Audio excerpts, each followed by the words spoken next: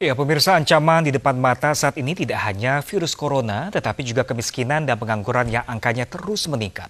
Pemerintah sejauh ini masih cukup yakin kenaikan jumlah kemiskinan dan pengangguran sesuai prediksi dan sudah punya sejumlah skenario agar masyarakat bisa bertahan hidup.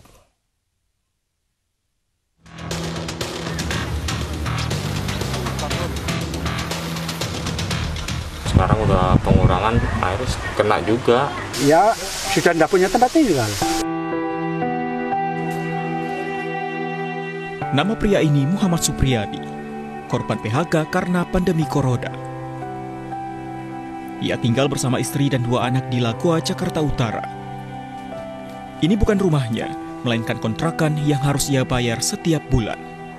Pabrik garmen tempat ia bekerja goyang karena tekanan corona. Supriyadi masuk daftar karyawan di PHK.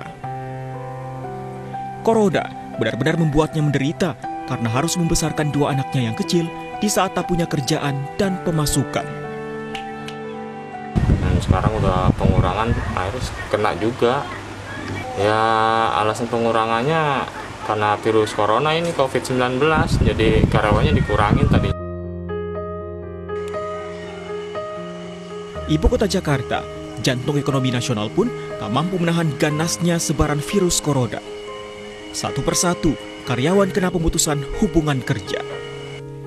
Di awal-awal corona saja, angka kemiskinan DKI naik dari 362.000 menjadi 480.000. Angka ini melompat 1% lebih.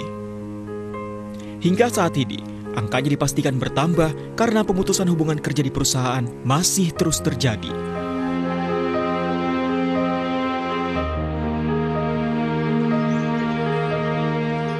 Di daerah lain, Pandeglang, Banten, berjarak sekitar 112 km dari ibu kota Jakarta, seorang pria harus tidur di kandang kambing. Ini bukan kandang kosong, tapi ada 6 ekor kambing di dalamnya. Pria bernama Sana ini terpaksa tinggal di kandang kambing tetangga setelah rumahnya tak lagi layak ditempati dan ia tak punya uang merenovasi. Atas kebaikan tetangga, Sana mendapat makan karena mengurus kambing. Yang menyedihkan, Sana tak tercatat menerima bantuan sosial pemerintah karena tak punya KTP. Kalau ini lebih menjauh dari ibu kota Jakarta, tepatnya di Banyumas, Jawa Tengah. Sastro dan istri tinggal di gubuk kecil di perkebunan warga. Sastro melewati siang dan malam hanya bersama sang istri Sugiani karena tak memiliki anak. Untuk makan sehari-hari, Sastro memancing di sungai. Ya, sudah tidak punya tempat tinggal. Ikut teman. Oh, selama bangun-bangun ini? Ya sendiri.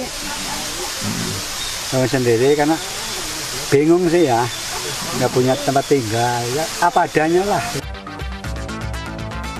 Angka kemiskinan di Indonesia di awal pandemi corona Maret silam 1,6 juta orang, naik 0,5%. Total saat Maret 26.420.000 jiwa. Pandemi corona belum juga berakhir. Pemerintah memperkirakan penambahan angka kemiskinan terus terjadi hingga 5 juta orang. Sementara, angka pengangguran diprediksi bisa mencapai 4 juta orang. Karena adanya kenaikan PSBB ini, memang yang terkena kan lebih banyak kepada UMKM dan kelompok yang paling bawah. Jadi sekarang dengan Kementerian Sosial, Kementerian Usaha Kecil Menengah Koperasi, kita sedang mengidentifikasi mereka dan untuk memberikan bantuan sosial tapi yang produktif. Pembagian bansos memang salah satu jurus andalan pemerintah saat ini.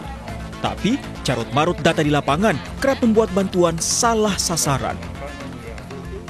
Kalau sudah begini, masyarakat memang harus berjuang bertahan hidup sendiri di masa pandemi yang tak jelas kapan akan berakhir.